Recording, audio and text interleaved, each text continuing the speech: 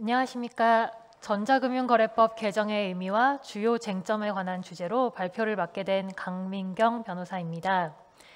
오늘 제가 발표할 주제는 2020년 금융위에서 디지털 금융산업에 관한 혁신 방안을 발표한 적이 있는데 그 혁신 방안에 관해서 지금 다시 한번 되짚어보고 지난 2년간 그동안의 경과사항에 대해서 업데이트를 해보는 시간으로서 의미가 있을 것 같습니다.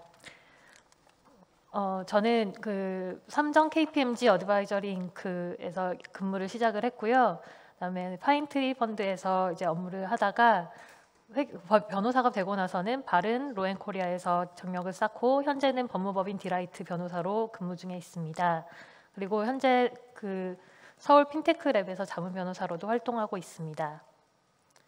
오늘 발표할 내용은 다음과 같은 순서로 진행하고자 합니다. 첫 번째로는 금융위에서 발표했던 디지털 금융 혁신 과제를 다시 한번 살펴보고, 두 번째로는 현재 전자금융업자 등록 현황을 살펴본 후에 전자금융법 개정안에서는 어떤 개편안을 제시하고 있는지를 살펴보도록 하겠습니다. 그리고 세 번째로는 전자금융업자 개편안에 따라서 새로 도입되는 지급지시 전달업에 관한 사항을 보고, 네 번째로는 종합지급결제사업자에 관해서 살펴보되 이 부분에 대해서는 현재 도입이 철회된 상태로 있기 때문에 그 경과 과정에 대해서 살펴보는 시간을 갖도록 하겠습니다. 그리고 다섯 번째로는 디지털 금융의 결제 인프라와 관련된 부분인 오픈뱅킹의 법제도화에 관련된 부분을 함께 보도록 하겠습니다. 지금 보시는 장표는 2020년 7월 24일자 금융위 보도자료에서 제시되었던 내용입니다. 금융위에서는 디지털 금융 혁신 과제로서 네 가지 파트에서 이제 살펴보고 있었는데요. 첫 번째로는 디지털 금융산업 육성에 관한 부분을 제시하고 있고, 두 번째로는 디지털 금융 이용자 보호체계 확립에 관한 파트를 보고 있었고, 세 번째로는 디지털 금융거래 기반을 구축하는 인프라와 관련된 사항을 제시를 하였고, 마지막으로 디지털 금융 보안 강화에 대한 부분에 대해서도 발표를 한 적이 있습니다. 이와 관련된 부분과 관련해서는 금융위의 기본적인 기조는 디지털 금융산업을 육성하겠다라는 원칙 하에서 디지털 금융산업 육성에 따라서 이제 문제가 될 수 있는 이용자 보호에 관한 부분이라든지 또 디지털 금융산업의 특성상 금융보안 문제들이 생기기 때문에 이 부분에 대한 강화를 함께 얹은 내용으로 혁신과제를 발표한 사안입니다. 현재 이 혁신과제의 내용은 2020년 11월경 윤관석 의원이 대표 발의한 개정안으로 지금 국회 소위 심사 단계 진행 중에 있습니다. 전자금융거래법은 2006년에 제정이 되어서 현재까지 큰 변화 없이 시행되고 있습니다. 당초에 전자금융거래법이 도입되었던 것은 기존의 전통적인 금융산업에서 결제 시스템을 보완하는 하나의 형태로 도입된 것이기 때문에 금융산업 전반에서 어떤 중심적인 역할을 하지는 않았었는데, 최근 4차 산업혁명이 도래하고 그런 산업의 흐름에 따라서 전자지급결제에 관한 부분에 대한 수요가 늘고 이 부분이 산업에서도 차지하는 비중이 늘다 보니까 현재 전자금융거래법으로는 이 산업의 육성에 관한 사항이나 기타 이제 나타나는 여러 가지 서비스들에 대한 내용을 담기 어렵다는 판단하에 전반적으로 이번에 대대적인 개정을 하고자 이런 발표를 하게 된 것입니다. 금융의 디지털 혁신 과제 중에 하나의 내용으로 들어간 것은 디지털 지급 거래에 대한 청산 결제 이 부분을 제도화하겠다는 부분이었습니다. 그런데 이 부분과 관련해서는 현재 은행들이 사용하고 있는 그런 청산 결제 시스템 하에서는 금융결제원이라는 은행들이 모여서 만든 사단법인이 지급 결제를 담당하고 있고, 이것에 대해서 최종적인 감시 권한이 한국은행에 있습니다.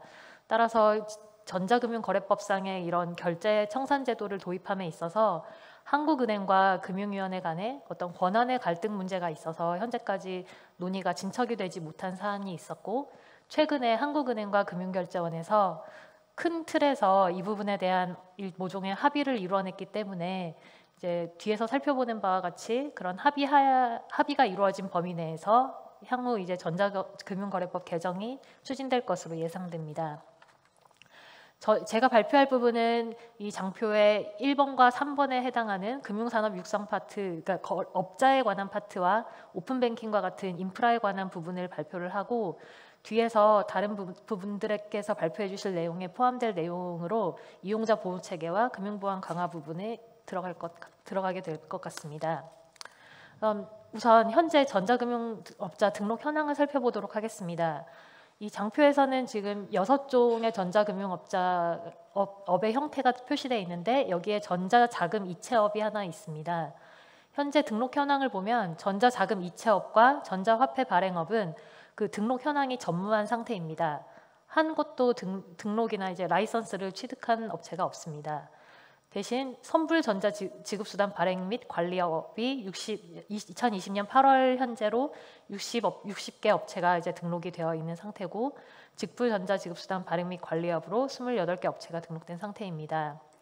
그리고 그 아래 이제 전자지급 결제 대행업, 결제대금 예치업, 전자고지 결제업은 이제 업무가 서로 중복되거나 보완되는 측면이 있는 대행 업종의 일종인데, 여기도 이제 서로 업무가 중복되고 보완되다 보니까 중복해서 라이센스를 득하는 경우가 많았습니다. 그래서 표에서도 볼 수 있다시피 등록된 업체의 합계수에 비해서 등록 업체 수가 매우 적은 것을 볼 수 있는데, 대체로 선불전자업을 등록한 업체인 경우에는 직불전자업을 또 함께 등록한 업체가 섞여 있고, 그리고 PG 업체들 중에는 일부 에스크로우나 전자고지 결제업을 함께 등록한 사례들이 있기 때문에 이와 같이 실제 등록 업체 수는 중복된 그 라이선스로 인해서 더 적은 상태입니다.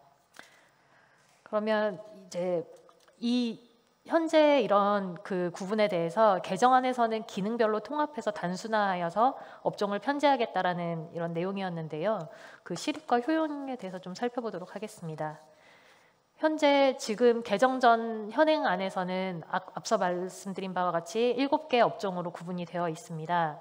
그런데 개편안에서는 그 기능에 따라서 기능을 송금, 그리고 결제, 대행 이렇게 3가지로 나누어서 각 기능에 따라서 업종을 송금의 경우에는 자금 이체업, 결제의 경우에는 대금 결제업, 그리고 대행을 하는 업체인 경우에는 결제 대행업으로 구분을 하겠다라고 해서 3가지 업종으로 구분을 했고요. 여기서 이제 새로운 업종으로서 지급지시 전달업을 신설을 했고, 그다음에 종합지급결제사업자를 추가를 했었는데, 이 부분은 뒤에서 볼 테지만 철회가 된 상태이기 때문에 이 장표에서는 삭제를 하였습니다. 자금 이체업은 그 지금 개정안에 따른 정의에 따르면 어떤 대금 결제 없이 자금이 이동이 이루어지는 그런 업종을 하는 업체에서 라이선스를 득하도록 되어 있는 것이고요. 대금 결제업의 경우에는 재화나 용역을 구매하는 경우에 있어서 그 대금을 결제할 때 전자지급 수단을 이용하는 업종을 대금 결제업으로 구분을 하고 있습니다. 그리고 그 결제 대행업은 결제, 정산, 예치 이런 기능들을 하는 대행하는 업종을 모두 대행업으로 분류해서 등록을 하도록 하고 있습니다. 그런데 여기서 그 문제가 되는 부분은 사실 기능별로 구분을 했다고 하지만 자금 이체업이나 대금 결제업은 모두 결제라는 기능, 지급 결제라는 기능을 가지고 있습니다. 그런데 2가지의 이제 구분 기준을 보면 그 재화와 용역의 구매를 위한 대금 결제를 하느냐, 아니면 이런 원인 관계 없이 자금을 이동하느냐에 따라서 결국 원인 관계의 유무에 따라서 업종을 구분하는 형태가 되는 것 같습니다. 그런데 이와 같은 내용은 지급 결제를 하는 사업자인 금융업자나 전자금융업자의 경우에는 이용자가 과연 어떤 목적을 가지고 돈을 송금하는지, 이체하는지 내용을 알 수가 없음에도 불구하고 이용자의 그 자금 이동 목적에 따라서 이런 업종이 달라진다는 문제가 있고, 그렇다면 이용자가 업종의 그 이용 목적을 달리하게 되는 경우에는 사업자의 그런 업종 자체가 달라져 버린다는 문제가 발생을 한다는 지적이 있습니다. 이 부분은 결국 그 목적액 설정에 있어서 이렇게 명확하지 않은 지급 결제라는 동일한 기능에서 원인 관계를 유무에 따라서 구분한 측면이 있기 때문인데 이 부분은 좀 이론상으로는 문제가 있어 보이고 실무적으로는 이 개정안이 도입되었을 때 어떤 형식으로 나타날지 조금 의문이 있습니다. 여기서 이제 한 가지 추정해 보기로는 현재 카카오에서 하는 카카오페이의 경우에는 선불전자 지급 수단으로 분류가 됩니다. 그런데 이제 최근 기사에 카카오톡 간편송금 금지라는 제목으로 이제 기사가 난 적이 있고 이에 대해서 금융위에서는 반박 보도를 낸 적이 있습니다. 카카오톡의 간편송금이 금지되는 것이 아니고 새로 개편안에 따라 라이선스를 득하면 여전히 가능하다 이런 반박 보도 자료를 낸 적이 있는데요. 이 양측의 의견이 서로 상반되고 반대되는 것이 아니라 모두 다 나름 일리가 있는 주장이기는 합니다. 그러니까 송금 자체가 가능하다는 측면에서는 금융위의 반박 보도도 이렇게 맞는 측면이 있습니다. 결국 자금 이체업을 등록한다면 자금 이체도 할 수 있기 때문에 가능한 부분인데요. 카카오톡 간편송금 금지라는 화두가 던져진 데에는 개편안에 따르면 자금 이체업을 하기 위해서는 결제 계좌가 필요하고 그 계좌에 따라서 계좌 간 이체는 가능하지만 현재와 같이 그 카카오페이를 친구에게 이렇게 보내는 것처럼 이 구조가 이제 지금 현재로는 선불전자 지급 수단을 발행하고 그것을 양도하고 그 양도받은 사람이 환급을 하는 방식으로 송금이 이루어지는데 이런 무기명 거래가 금지된다는 측면입니다. 그래서 카카오톡의 간편송금을 친구에게 보내는 식으로 무기명 거래를 하던 입장에서는 이런 간편했던 기능이 사라지는 것이기 때문에 간편송금이 이른 금지된다라고 이렇게 받아들일 수도 있는 측면이 있다고 생각합니다. 따라서 그 이용자 관점에서나 서비스의 다양성 관점에서 일부 제한되는 측면이 나타날 수 있을 것이라고 예상이 됩니다. 다음 새로 도입되는 지급지시 전달업에 관해서 살펴보도록 하겠습니다.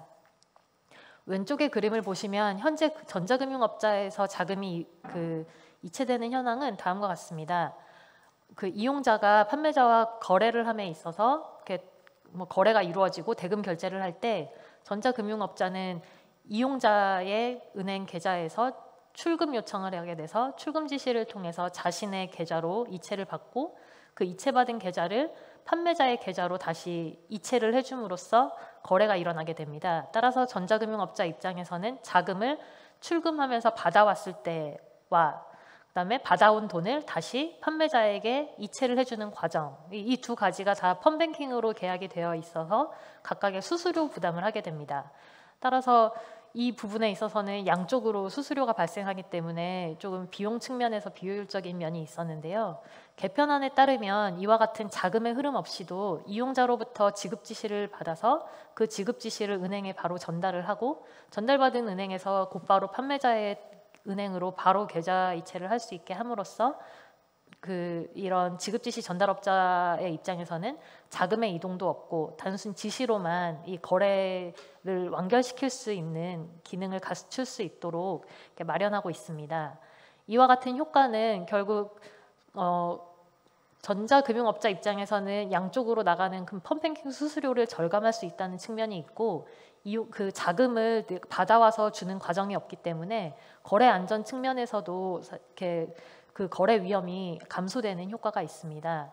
고객 입장에서는 기존 자금을 전자금융업자로 이체시킬 필요도 없기 때문에 기존 은행 계좌에 계속 돈을 두면서 어떤 자금을 활용할 수 있기도 하고 업자 측면에서는 이와 같이 위험이 감소된 좀 간편한 스몰 라이선스의 기능을 하기 때문에 이렇게 간편하게 이렇게 등록을 함으로써 이렇게 다양한 그 서비스를 제공할 수 있는 발판이 마련될 수 있을 것이라고 기대하고 있습니다. 최근은 아니고 2년 전에 2020년 2월경에 신용정보법 개정으로 마이데이터 사업자가 도입된 바 있습니다. 마이데이터 사업자는 정보 주체의 개인정보 전송 요구권에 따라서 본인의 정보를 통합해서 이것을 제공하는 사업을 이렇게 영위하고 있는데 마이데이터 사업자의 겸용 부수 업무로서 로보 어드바이저가 추가가 되면서 이에 따라서 투자 자문, 투자 일임, 그다음에 데이터 분석, 컨설팅 등이 함께 이루어질 수 있습니다. 만약에 마이페이먼트와 마이데이터 사업을 융합을 한다면 하나의 앱상에서 그럼 모든 금융자산을 조회를 하고 거기서 포트폴리오를 추천도 하고 추천된 포트폴리오에 따라서 실제 포트폴리오의 구성을 이렇게 자산 배분까지 이루어질 수 있는 그런 기능이 가능하게 되기 때문에 이렇게 되는 것이 이제 하나의 금융 혁신 사례로서 또 나타날 수 있을 것이라고 금융위에서도 기대하고 있는 것 같습니다. 다음으로 종합지급결제사업자 관련된 부분입니다. 원래 종합지급결제사업자를 도입하겠다는 방침이 있었는데요. 종합지급결제사업자는 자금 이체업, 대금 결제업, 결제 대행업을 하나의 라이선스만 취득하고서도 모두 영위할 수 있도록 이렇게 통합적인 라이선스로서 기능할 수 있도록 만들어 놓은 제도였습니다. 이 종합지급결제사업자에서 특징적인 것으로는 바로 이 업자 자체가 결제 계좌를 발급할 수 있다는 것이었는데요. 현재 금융체계 하에서는 은행만이 계좌를 개설하고 발급해 줄 수 있는데 이 전자금융거래법의 개정으로 종합지급결제사업자에 한해서도 결제 계좌를 발급할 수 있도록 해주는 내용이 포함되어 있었습니다. 이 부분 때문에 결제 계좌 발급을 하기 위해서는 종합지급결제사업자 자체가 현재 금융결제망에 참가할 수 있는 자격이 되어야 그게 가능하기 때문에 그 금융결제망에 참가한다는 걸 전제로 하고 있었는데요. 바로 이 부분 때문에 한국은행이나 금융결제원과 금융위원회 사이에 어떤 권한에 관한 갈등이 이렇게 발생했던 측면이 있습니다.